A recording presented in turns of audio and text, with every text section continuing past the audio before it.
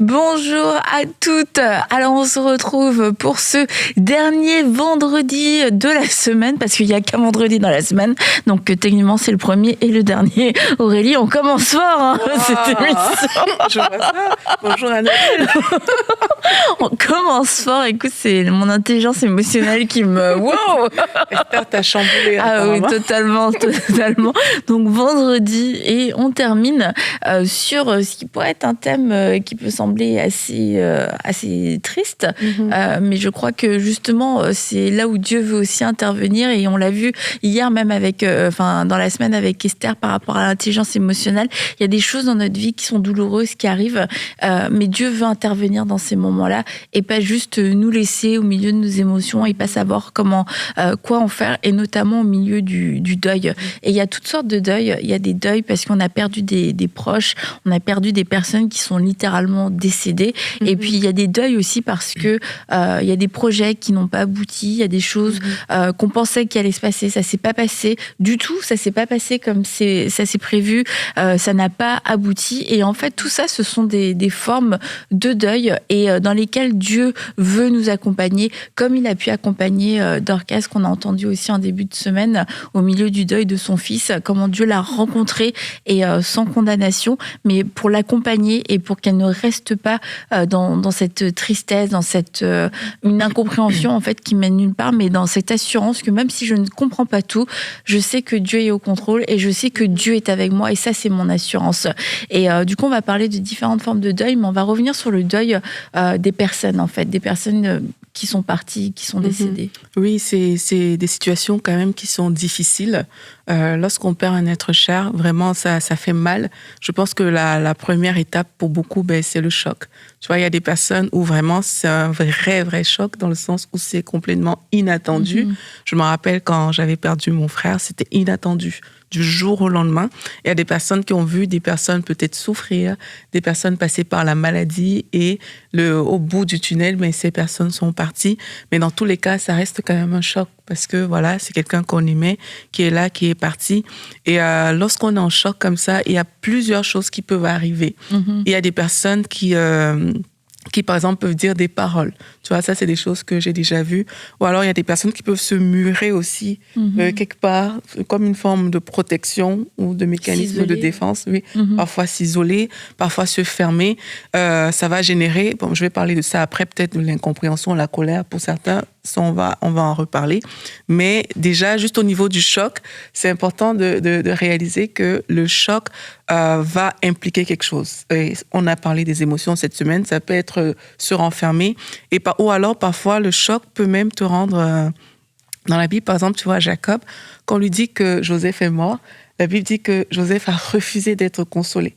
C'est comme la nouvelle qu'il a reçue, l'a fermé en fait. Il était fermé à un certain niveau. Et parfois, c'est ce que le choc va créer, c'est que tu te fermes. Mais tu ne te rends même pas compte, mais tu es fermé.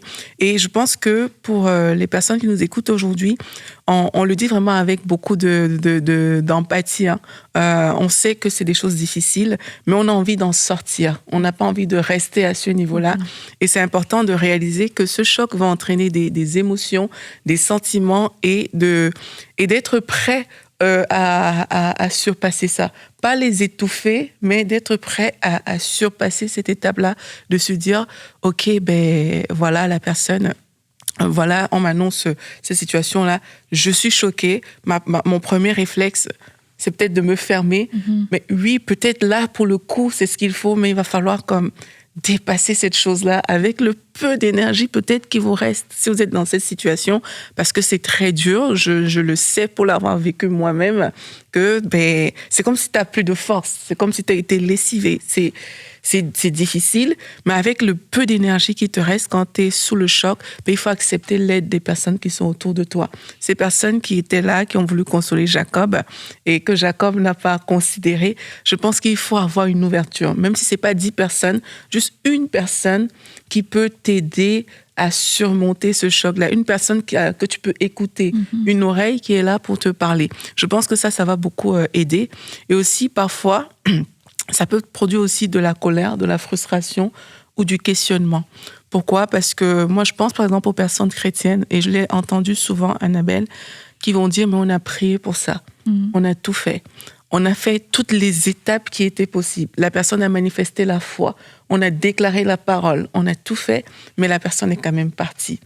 Et ça vient créer quelque chose même qui peut avoir un impact sur la foi de ces personnes-là, parce qu'au final, on ne le dit pas, on n'ose pas le dire, mais c'est comme si Dieu n'a pas fait, Dieu n'a pas agi. Et ça crée un dépôt, parfois c'est de la colère, parfois c'est de la frustration, et surtout lorsqu'on légitimise les choses, surtout lorsqu'on voit que, ok, mais la Bible dit, par ses meurtrissures, nous sommes guéris, mais pourquoi la personne est partie alors que c'est ce que la Bible dit? Et à des personnes peut-être qui se ressentent comme ça, moi j'aimerais souvent dire, parce qu'on m'a déjà posé la question par rapport à une personne, et c'était ça la question, et moi j'ai dit à cette personne-là que, tu sais, c'est sûr qu'il y a des choses qu'on ne comprend pas en tant qu'être humain. Il y a des choses qu'on ne comprend pas, mais moi je crois que lorsqu'on manifeste la foi en Dieu, en fait on est prêt à tous les scénarios. On est prêt à l'abandon. Et l'abandon, pour moi, ultime, c'est que on glorifie le Seigneur, quel que soit ce qui va nous arriver, quelle que soit la finalité de cette situation-là.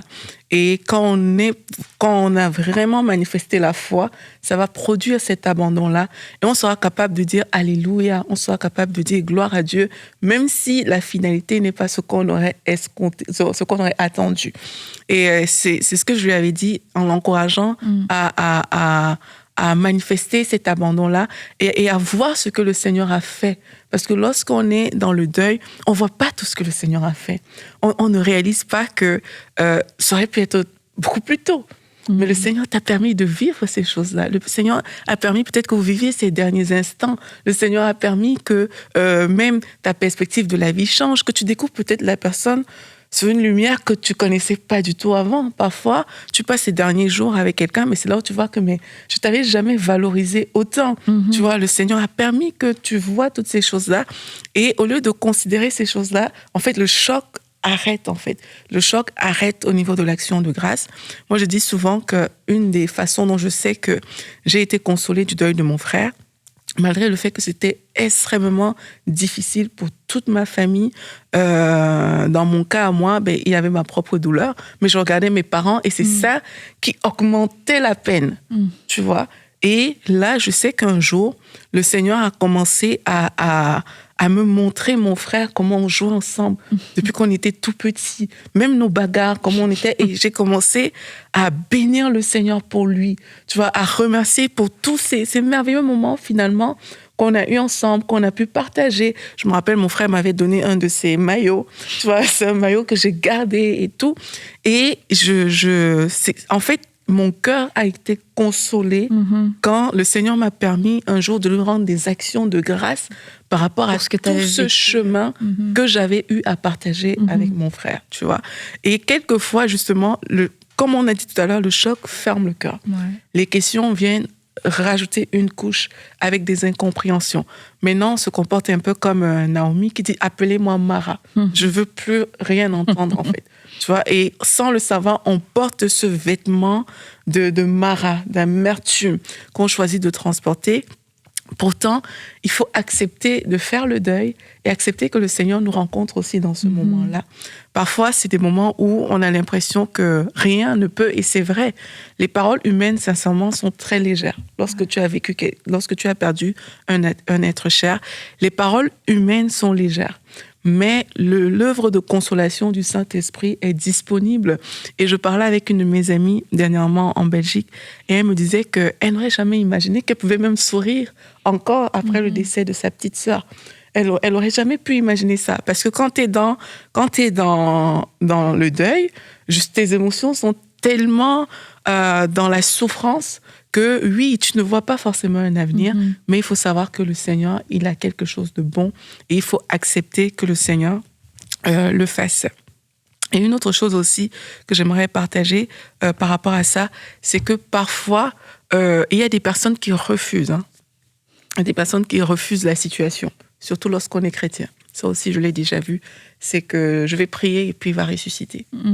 Et moi, c'est des choses que j'ai déjà vues. Et moi-même, c'est un sentiment qui m'est passé dans le cœur quand mon frère est décédé. C'est que non, mais si on prie, la personne, elle va se lever. Tu vois, elle va le faire.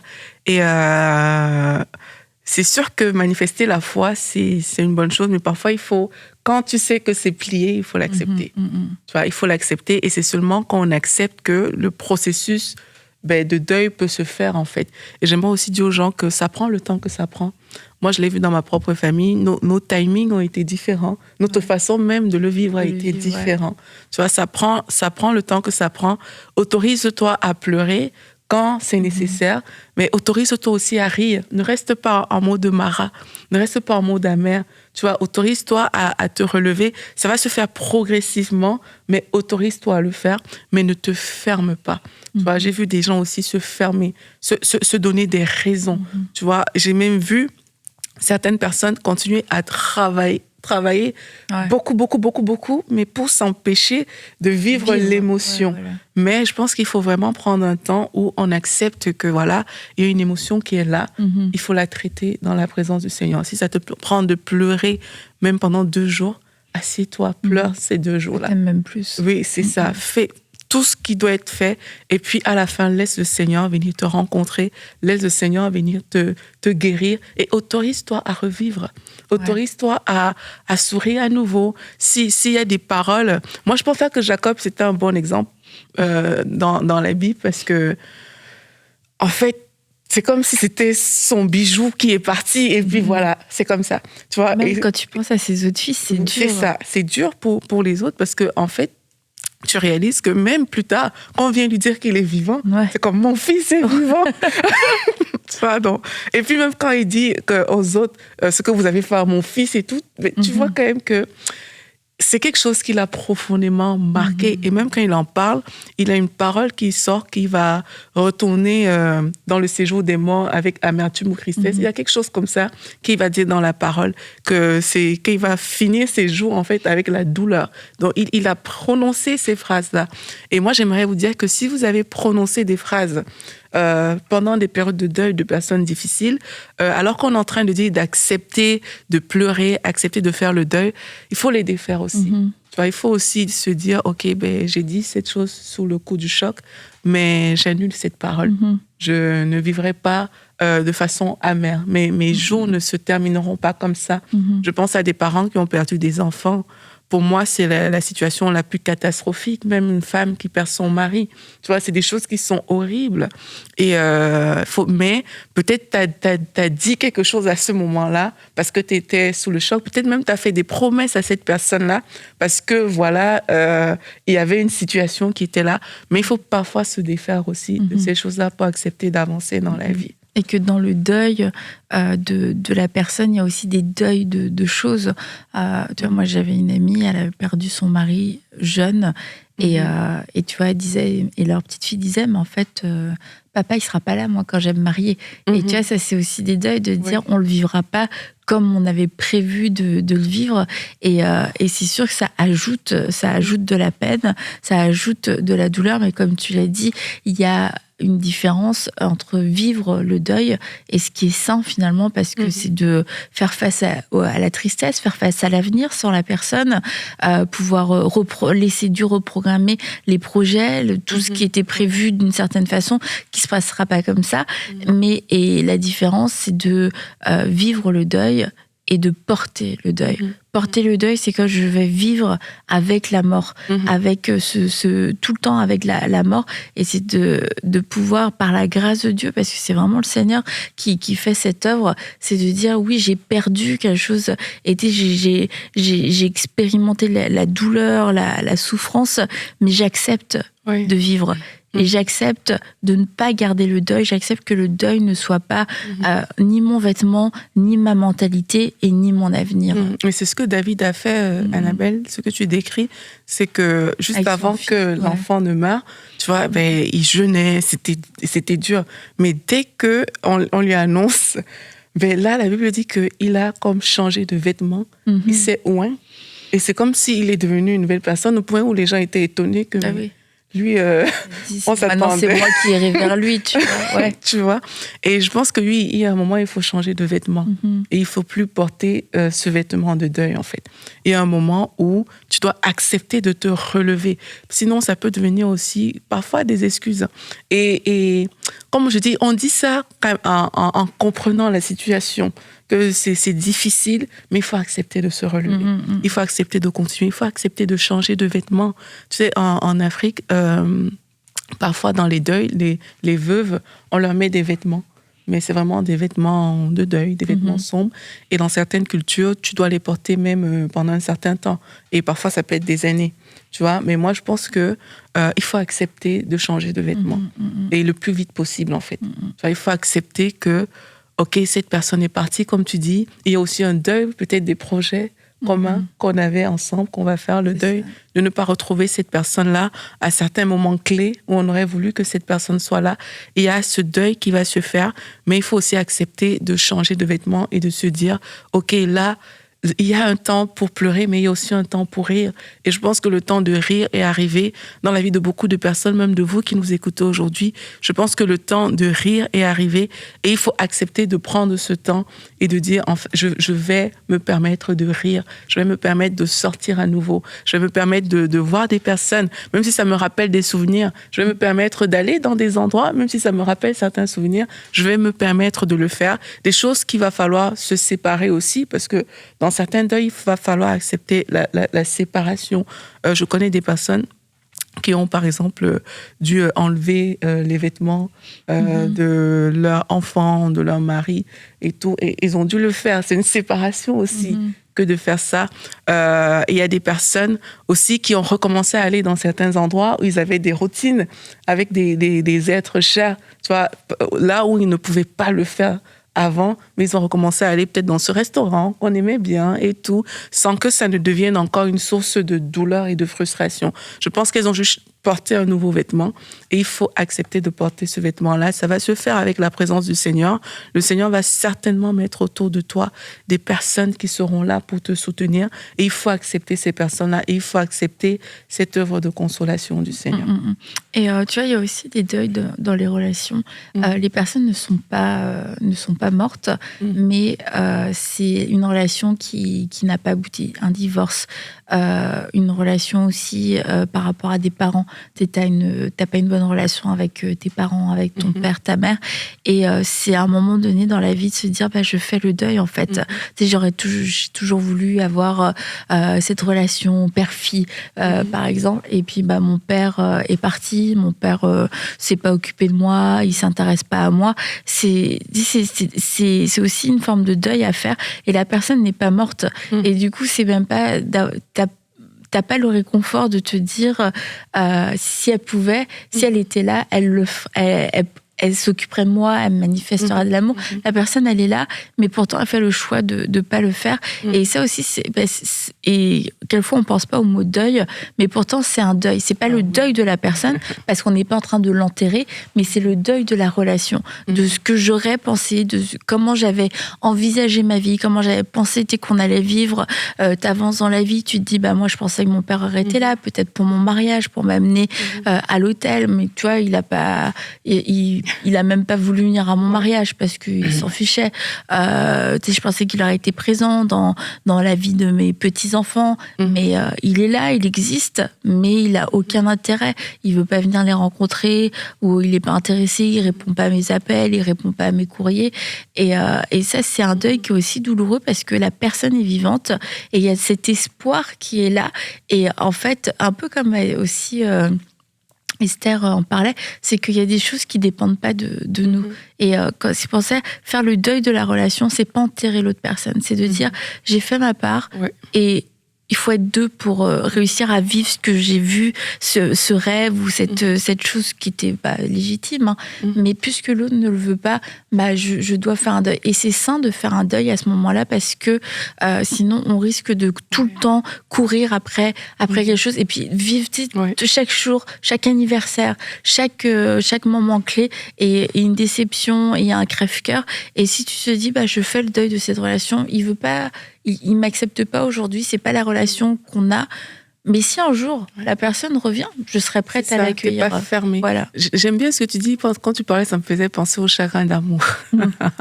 Ce qu'on appelle le goum. En Côte d'Ivoire, on appelle ça le goum. Donc, pour parler du chagrin d'amour. Et justement, ça, c'est aussi comme une forme de deuil par lesquels beaucoup de personnes vont passer. Et bon, ça fait mal quand même. Et juste parce que le cœur est en proie à toutes sortes d'émotions. Et il faut accepter de laisser partir finalement quelqu'un avec qui tu pensais peut-être construire de grandes choses, quelqu'un avec qui tu as été et tout. Et beaucoup de personnes se retrouvent souvent en train de se dire c'est pas fini, il reviendra encore et tout. Ou alors cherchent souvent à trop sauver la situation. Ouais. Tu vois, je veux absolument sauver la situation, je veux absolument sauver la relation, il faut absolument que je fasse ça. Sauf que ce que ça fait, c'est que ça augmente la douleur, en fait, dans cette période-là. Ça revient un peu à ce que tu disais tout à l'heure, quand tu parlais du fait que, si ça se trouve, le père, on ne vivra pas ces moments-là ensemble et tout. C'est de réaliser que, oui, les projections qu'on avait pour cette personne-là, avec cette personne-là, accepter de les délaisser, en fait. Accepter de les délaisser. Et comme on a dit dans le cas d'un deuil normal, en fait, prendre du temps pour guérir ces choses-là. Parce que la réalité, c'est que ça fait mal au cœur. Esther nous a dit qu'il faut identifier ses émotions. C'est ça qui fait la maturité émotionnelle. Donc, ça va te faire mal au cœur, mais accepte ce processus-là. Il faut accepter que dans le chagrin d'amour, mais il y a l'étape de mon cœur va chauffer, mon cœur va faire mal. Accepte qu'il y a l'étape où, OK, mon papa ne sera pas là pour les anniversaires de mes enfants. Tu vois, il faut que tu l'acceptes. Et quand tu vas l'accepter, mais tu vas définir de nouvelles façons de vivre. C'est vrai qu'au début, ça peut être difficile. Si je pense encore au chagrin d'amour, tu vas peut-être vouloir... Tu auras toujours les réflexes, peut-être avec ton téléphone, de vouloir appeler et tout. Il y a comme une déconstruction qui doit se faire. Et ça, je pense que c'est valable même dans le cas des projets. C'est qu'il y a comme une déconstruction qui doit se faire pour laisser place à autre chose. Et il faut accepter de déconstruire, en fait. Plutôt que de toujours chercher à sauver les meubles, il faut accepter de déconstruire. Voilà. C'est ça, de se dire, en fait, ça fait mal, c'est vrai, c'est quelque chose que je ne vivrai plus. Mais aujourd'hui, j'ai encore des anciens réflexes parce que j'étais habituée à le vivre. Mais quand ces réflexes viennent, mais qu'est-ce que je peux faire justement pour ne pas les alimenter? Qu'est-ce que je peux faire pour que ce projet que j'avais à cœur, je vois que vraiment, c'est pas possible en fait.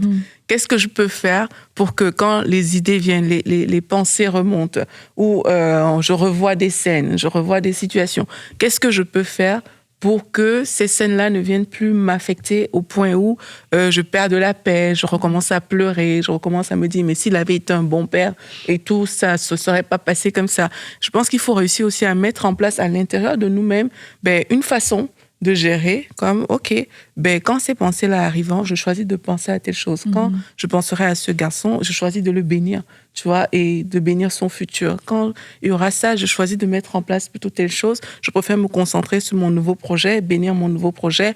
Peut-être que le père ne peut pas passer l'anniversaire avec sa fille, mais si ça se trouve, il y a d'autres personnes de qualité que le Seigneur a mis dans cette relation-là. Je préfère me concentrer sur ça. Et c'est comme ça, en fait, qu'on va bâtir notre propre âme pour vivre bien les choses, en fait. Donc, si chaque fois on ressasse et tout, là, on n'est pas en train de céder au final. Et tu sais qu'à il y a aussi des événements qui arrivent qui n'étaient pas prévus. Là, on parle de choses qui n'arrivent pas, mais qu'à il y a des choses qui arrivent, je pense notamment à une grossesse tôt, avant un mariage, et puis t'es jeune, t'as 16 ans, tous tes plans d'études, tes plans de tout, tout change, et puis quelquefois, tu fais pas le deuil en fait de la projection que tu avais de ce qu'allait être ta vie. Et ça se retrouve quelquefois chez les femmes, mais aussi quelquefois chez les hommes qui ont eu, je parle d'un enfant, mais quelquefois ça peut être autre chose, tu vois, qui ont même dû prendre soin d'un parent et qui ont dû arrêter des études plus tôt, qui ont dû renoncer à quelque chose. Et je trouve que en fait, c'est plus fort chez les hommes le ressentiment que ça peut créer, de se dire comme on m'a volé quelque chose. Et si on m'avait pas imposé ça, même des hommes qui vont aimer leurs enfants et qui ils sont contents des années plus tard, mais quand même se dire c'est cette période-là, bah, en fait j'ai pas fait ce que j'aurais dû faire, ce qui allait me propulser. Et en fait le danger de ça, c'est de vivre un peu dans une vie idéale que t'aurais même pas eu en fait. Je veux dire, c'était pas 2 ans où tout était garanti. Non, mais là, on serait rendu beaucoup plus loin, j'aurais un meilleur métier, on aurait une meilleure maison, on aurait une meilleure voiture, nanana. Mais tu mets tout le blâme sur cette période-là, et du coup, bah, c'est de constamment vivre une déception de ta vie, de regarder ta vie comme avec en échec, et de se dire, mais en fait, Seigneur, qu'est-ce que t'as fait, et de voir comment Dieu a été fidèle, et de voir là aussi peut-être là où nous on a manqué, et de se dire, ok, bah, je vais arrêter de blâmer cette période de ma vie, et puis de blâmer le fait que j'ai dû arrêter mes études, que tu vois, il y a peut-être quelqu'un qui est décédé, on a peut-être plus d'argent pour moi, j'ai eu un enfant plus jeune, enfin bon bref, etc. Toutes ces choses qui étaient comme indépendant de ma volonté. Un enfant, c'est pas indépendant de notre volonté, tout le monde était participant en général.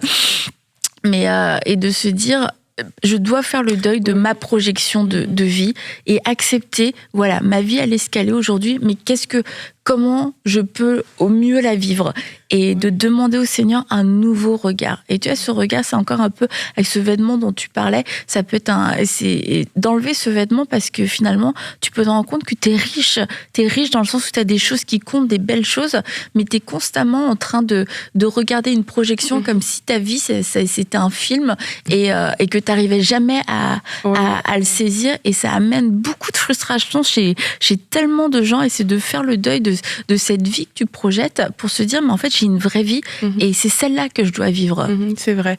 Quand tu parles, ça me fait penser à Joseph. Quand il a dit à ses frères, vous aviez médité de me faire du mal, mais Dieu l'a changé en bien. Et je crois que Dieu change le mal en bien. Et regarde la vie de Joseph. Il aurait pu se dire que, ok, je vais vivre une certaine jeunesse et tout, mais à cause de ce que ses frères ont fait, ben, il s'est retrouvé vendu, esclave, en prison. Sa vie aurait pu être tellement autre chose que ça, mais à la fin, il dit quand même que vous avez médité de me faire le mal et Dieu l'a changé en bien. Et à la fin, on voit que c'est de la prison, donc de la situation dans laquelle il s'est retrouvé, mais que le Seigneur est venu le chercher et qu'il a pu accomplir sa destinée, tu vois. Et de la situation dans laquelle tu te retrouves, même si ça n'a pas été intentionnel, donc c'est pas toi qui a été à l'origine de cette situation-là, t'en es pas forcément l'auteur. Dans la situation dans laquelle tu te retrouves, Dieu est capable de venir te chercher dans cette situation-là. C'est pour ça que la vie que tu vis, c'est ta vie. C'est pas une vie différente que tu devrais miroiter. La vie que tu vis aujourd'hui, c'est ta vie en fait. Et il n'y a pas une deuxième vie cachée quelque part qui t'attendait si les choses se seraient passées différemment. Tu vois, c'est ta vie que tu es en train de vivre. Nos vies sont différentes, on a des parcours différents, mais dans ce parcours-là, le Seigneur veut t'amener quelque part. Et je pense que c'est ça qu'on doit aussi retenir, et c'est ça qui va nous aider à faire le deuil de certaines choses, c'est de comprendre que je peux plus revenir en arrière de toute façon. Il y a des choses, c'est fait, et c'est fait. Tu vois?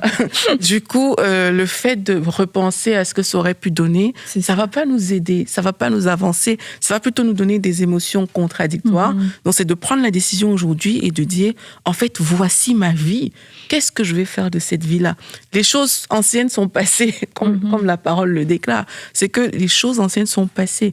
Même les projets anciens sont passés. Les rêves que j'aurais pu avoir, en fait, ils sont passés. Mais aujourd'hui, quels sont les rêves d'aujourd'hui? Et je pense que c'est ça, accepter de porter un nouveau vêtement, comme tu disais, Annabelle. Quels sont mes rêves d'aujourd'hui? Quelle est la réalité actuelle? Et comment est-ce que je peux rêver dans mon aujourd'hui? Parce que oui, on ne sait pas ce que ça aurait été. Qui te dit que le parcours aurait été linéaire? Qui te dit que si tu avais plutôt suivi ce chemin-là, si tu n'avais pas eu cet enfant-là, tu serais... Qui te dit ça, en fait? Il n'y a rien qui garantit ça. Donc, notre vie, c'est ce qu'on vit aujourd'hui. Et il faut accepter. J'y pensais, j'étais en train de penser à une dame que je connais une fois, elle est quand même âgée, tu vois, et elle est célibataire. Je trouve qu'elle est un peu seule, tu vois. Je pensais à elle et je me disais, mais on n'est pas obligé de finir notre vie d'une certaine manière. Je pense qu'à un moment, il faut prendre la décision que, quelle que soit la situation, je veux bien finir. C'est ça. Tu vois, je veux bien finir. Je veux pas finir frustrée. Même si j'ai pas vu des prières exaucées. Tu vois, même si mon cœur attend des choses, je veux pouvoir dire à la fin de ma vie, je ne veux pas finir frustrée. Tu vois, peut-être dans certains domaines, on doit faire du deuil de certaines choses, mais tout n'est pas perdu. Tu vois, c'est pas parce que dans un domaine, tu dois faire un deuil que tous les autres domaines de ta vie sont morts et qu'il n'y a plus rien à faire. Mais on peut se dire aujourd'hui, peut-être je n'ai pas cherché cette vie-là. C'est pas moi qui ai voulu vivre de cette façon-là. Si j'avais eu le choix, si ça dépendait de moi, je serais peut-être très riche, j'aurais encore des rêves. C'est le deuil. Si ça dépendait de nous, il y a plein de choses qu'on aurait, tu vois. Mais à un moment, il faut s'arrêter et se dire, il y a des choses qui ne dépendaient pas de moi, tout simplement. Mais est-ce que je veux passer ma vie à me morfondre? C'est des choses que je ne pouvais même pas au final contrôler.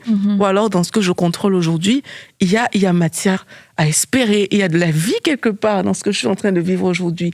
Et si on ouvre les yeux, on va voir, il y a plein de domaines dans nos vies où il y a une vie qui est là, il y a un espoir qui est là, il y a une joie qui est là. Mais parfois, on choisit de laisser tous ces domaines-là pour se concentrer sur un domaine dans lequel on refuse de faire le deuil. Et c'est important de le voir, d'ouvrir ses yeux aujourd'hui et de dire, en fait, j'accepte de faire le deuil de ce domaine-là et d'ouvrir ma vie à toutes les possibilités qui sont devant moi. Et faire le deuil, c'est une forme de lâcher prise parce que quelquefois, en faisant le deuil, mettons, t'es marié, t'es un couple et t'as pas d'enfant et t'arrives à un certain âge et tu te dis mais si je fais le deuil, est-ce que quelque part je suis pas en train de perdre la foi, de tuer la promesse de Dieu, mais c'est peut-être le deuil dans à ce moment-là, est-ce que c'est le bon mot? Mais en tout cas, ce serait un lâcher prise et de se dire, comme tu dis, on va bien finir. Même si on n'a pas eu d'enfant et même si on n'en a pas demain, pour X raisons, on va bien terminer. On va continuer de s'aimer, on va continuer de servir le Seigneur, on va continuer de s'investir, on va refuser que nos cœurs puissent s'aigrir. Et Seigneur, oui, ça va être un deuil de se dire finalement, voilà, pendant tant d'années on a espéré, finalement on n'a pas eu d'enfant et je sais pas pourquoi, mais on va se porter vers l'avant. Et ça, c'est par la grâce de Dieu. C'est de se dire aussi, c'est vraiment compter sur la grâce de Dieu. Se dire, moi, mes propres forces me suffiront pas parce qu'il y aura toujours quelque chose qui va vouloir me ramener en arrière. Il y aura des doutes, il y aura aussi un peu ce manque de se dire, mais j'aurais tellement aimé avoir un enfant et c'est une vraie souffrance. Mais comme tu l'as dit, c'est de pas disqualifier tout le reste de notre vie et faire le deuil d'une chose, c'est avant tout lâcher prise sur ça et de dire, Seigneur, je vais te faire confiance pour la suite parce que il y a une suite en fait. C'est ça le truc, c'est qu'il y a une suite. C'est j'oublie ce qui est en arrière et je me porte vers l'avant et je continue de courir la course. Et quelquefois, on reste tellement attaché à des promesses qu'on n'a pas vues s'accomplir que on ne court plus la course. Ça devient conditionnel à notre course et c'est là où on doit se mettre devant Dieu et se dire, Seigneur, en fait, tu veux que je cours cette course, mais voilà, j'ai cette peine, j'ai ce manque, j'ai ce chagrin, donne-moi la force de pouvoir le faire. Et bien souvent, oui, ça va passer par le lâcher-prise. Tu sais, moi, l'un des mots que j'ai appris dans ma marche avec Dieu, je suis pas vieille ou âgée, tu vois, mais il y a un mot que j'ai appris, c'est le mot abandon. Quand tu es encore en mode je tiens, c'est comme si ta foi est conditionnelle à ce que tu veux. C'est ça. Mais quand tu arrives à Seigneur, je lâche prise, fais ce que tu veux, de toute façon, je suis ta propriété, mes destinées sont entre tes mains. C'est ce qui est écrit dans la parole de Dieu. Mais quand tu arrives là, moi personnellement, je pense que c'est là où la foi commence. Tu vois, c'est quand tu arrives à, en fait, peu importe ce qui va se passer, je fais confiance à Dieu. Dans tous les cas, il prend soin de moi et il prendra soin de moi. Moi, je pense que c'est ça, c'est se réaligner en fait. C'est se réaligner. Il y a des situations qui vont arriver dans nos vies pour nous montrer aussi que nous ne sommes que des hommes à la fin de la journée et que tout ne dépend pas de nous. Et je crois que toutes les personnes qui nous écoutent aujourd'hui et qui ont peut-être... qui tiennent, qui s'accrochent. C'est une bonne chose parce qu'on ne veut pas saper la foi non plus. Non. Tu vois, c'est une bonne chose de s'accrocher, mais la Bible dit que c'est une ferme assurance des choses qu'on espère et une démonstration des choses qu'on ne voit pas. C'est qu'à un moment, tu fais confiance à Dieu et la confiance à Dieu fait que tu ne sais pas comment ça va se passer et tu lâches en fait toi-même le comment tu pensais que ça allait se passer. Tu pensais que ça allait se faire par une FIV, mais si ça se trouve, c'est pas par là que ça va se passer. Peut-être que tu vas adopter un enfant. Peut-être c'est ça ta réponse à toi. Mais il faut que tu sois prête à lâcher prise tout ce que toi-même t'avais pensé comme solution par rapport à ça. Abraham et Sarah, le manque de lâcher prise entraîne Ismaël, en fait. Parce que, en fait, on sait que mais pour qu'il y ait un enfant, ben, il faut que la femme soit féconde, il faut ceci, il faut cela. Du coup, dans nos calculs, qui est fécond ici? C'est Agar. OK, ben, Agar, viens, fais le truc. Pourtant, c'est pas ça que le Seigneur a prévu. Et il faut qu'on reste ouvert à ce que le Seigneur veut faire. Ce sera peut-être pas comme tu veux, mais la foi, c'est ça. C'est d'accepter que, Seigneur, c'est peut-être pas comme je veux, c'est peut-être pas comme j'avais pensé, mais waouh, tu es fidèle. Tu es fidèle. Pour certains, ce sera, j'ai pas eu le bébé par voie normale, mais peut-être que j'ai adopté un enfant et c'est lui mon enfant. Tu vois, peut-être ce sera ça pour certains. Dans certains projets, c'est que j'ai pas peut-être créé ma propre boîte comme je rêvais depuis longtemps, mais là où je suis, le Seigneur me bénit, en fait. C'est ça. Et c'est bien aussi, c'est OK. Donc, je pense que faire le deuil, c'est au final, c'est s'aligner à la volonté de Dieu. C'est s'aligner à la volonté de Dieu. Et tu vois, je crois qu'à la fois, on s'inflige des souffrances parce qu'on n'est pas aligné avec la volonté de Dieu. La Bible dit qu'il y a dans le cœur de l'homme beaucoup de projets, mais seul le projet de Dieu s'accomplit. Et en fait, on a besoin quelquefois de vivre des deuils parce qu'on avait nos propres projets. Et c'est à ces projets qu'on doit renoncer.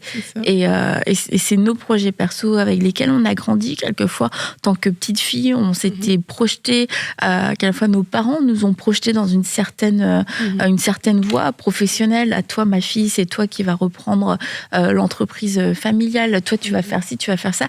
Puis au final, c'est quelque chose qui n'a jamais vraiment résonné dans ton cœur. Mais parce que tu as grandi avec cette idée-là, le jour où finalement ça ne s'accomplit pas, tu te dis, mais je suis qui? Je fais quoi? Je vais où? Et c'est le deuil d'un projet qui n'était pas la volonté de Dieu. Mais pour faire la volonté de Dieu, il va falloir laisser de côté notre projet ou le projet des autres pour notre vie et se dire, OK, Seigneur, j'y renonce, j'abandonne. J'abandonne et j'accepte ton projet à toi. Et Aurélie, on va terminer cette émission en priant pour tous ceux qui sont regardés, pour vous tous qui nous suivez et qui passez par cette phase de deuil, que ce soit un deuil d'une personne, d'un être cher, un deuil d'un projet, d'une version de vous-même aussi, d'une projection que vous aviez de la vie. Et je crois que le Dieu de la consolation est ici aujourd'hui pour faire une œuvre surnaturelle qui va bien au-delà de nos mots. Seigneur, on te rend toute la gloire pour cette émission. Merci pour toutes ces personnes, Seigneur, que tu as réunies pour écouter cette émission aujourd'hui. Il y en a qui pleurent, il y en a qui ont accepté aujourd'hui en nous écoutant de dire « c'est vrai, je veux lâcher prise ». Et Saint-Esprit, on prie afin que tu fasses ton œuvre de consolation aujourd'hui. Ton œuvre de consolation dans ces cœurs au nom de Jésus-Christ. Seigneur, je veux te prier pour toutes les personnes qui ont perdu un être cher. Saint-Esprit, nos mots sont trop légers, mais il n'y a que toi qui peux guérir un cœur brisé. Il n'y a que toi qui peux penser des blessures les plus grandes et les plus profondes. Alors même que nous prions, Saint-Esprit, on prie pour ton action maintenant même dans le cœur de ces personnes qui souffrent au nom de Jésus-Christ. On prie afin que tu te déverses maintenant même et que ces blessures, Seigneur, soient consolées par la puissance de ton nom. Merci Saint-Esprit de Dieu pour ce travail que tu es en train de faire, toi le consolateur. Merci parce que tu arraches ce qui doit être arraché. Merci parce que tu fermes les blessures qui étaient ouvertes dans ces cœurs. Merci aussi, Seigneur, parce que tu rappelles à quelqu'un maintenant toute la joie qu'elle a vécue avec cet être cher. Tu rappelles tous les bons moments qu'ils ont vécu ensemble. Et il y a une personne qui tombe dans l'action de grâce maintenant par la puissance du Saint-Esprit. qui est en action au nom de Jésus-Christ. Seigneur, on te bénit aussi pour toutes les personnes qui doivent renoncer à des projets actuellement dans leur cœur, des personnes qui doivent renoncer à une vie rêvée pour se concentrer sur leur vécu. Seigneur, on prie afin que ton travail de consolation se fasse aussi dans ces vies, ces personnes qui souffrent dans leur cœur, ces femmes qui ont besoin d'être consolées parce qu'elles se sentent seules, rejetées, parce qu'elles miroitaient une certaine vie qu'elles n'ont pas eue. Seigneur, au nom de Jésus-Christ, nous déclarons ton œuvre de consolation. Tu as dit que tu ne nous abandonnes pas. Même si nos parents nous abandonnaient, toi, tu ne nous abandonneras jamais. Tu as dit que tu es avec nous jusqu'à la fin de ce monde, Seigneur Jésus-Christ. Seigneur, nous prenons ces paroles aujourd'hui et nous les relâchons dans la vie des frères et des sœurs qui se sentent abandonnés parce que, Seigneur, ils doivent renoncer, faire du deuil par rapport à quelque chose. Seigneur, nous bénissons les personnes qui nous écoutent aujourd'hui. Nous bénissons ces personnes, Seigneur. Merci parce que tu leur donnes un nouveau vêtement. Un vêtement de louange, un vêtement pour se réaligner. Merci parce que tu ouvres des portes qui étaient fermées pendant longtemps. Et cette femme pensait que la solution, c'était cette vie qu'elle avait loupée. Mais au contraire, Seigneur, la solution est dans la vie d'aujourd'hui. La solution est dans la vie d'aujourd'hui. Merci parce que tu ouvres les yeux pour que ce soit visible, Seigneur. Et merci parce que tu rappelles tes projets qui dorment dans les cœurs. Tu rappelles, Seigneur, ces choses aujourd'hui afin qu'on puisse courir notre course dans la bonne direction et qu'on puisse délaisser, Seigneur, les choses qui n'appartiennent pas à nos vies. Nous te rendons toute la gloire, Seigneur Jésus-Christ. Merci pour cette œuvre de consolation que tu fais dans les cœurs. Nous proclamons la victoire au nom de Jésus-Christ et nous t'aimons, Seigneur. Amen. Amen. Merci beaucoup Aurélie. Et je veux aussi remercier vous tous les partenaires qui nous soutenez fidèlement. Merci pour votre amour et votre amour manifesté pour nous de mois en mois. Vous êtes là, vous continuez et parfois vous passez vous-même aussi par des moments difficiles. On a parlé de deuil. Certains d'entre vous, c'est quelque chose aussi que vous avez vécu. Alors que le Seigneur puisse vous consoler abondamment, qu'il puisse faire cette œuvre qui va, comme on l'a dit, au-delà de nos propres mots, qui va au-delà de mots humains, mais que cette parole que Dieu vous donne, une parole de consolation, puisse venir guérir au plus profond votre cœur. Alors on va se retrouver la semaine prochaine, et puis on se dit bye bye.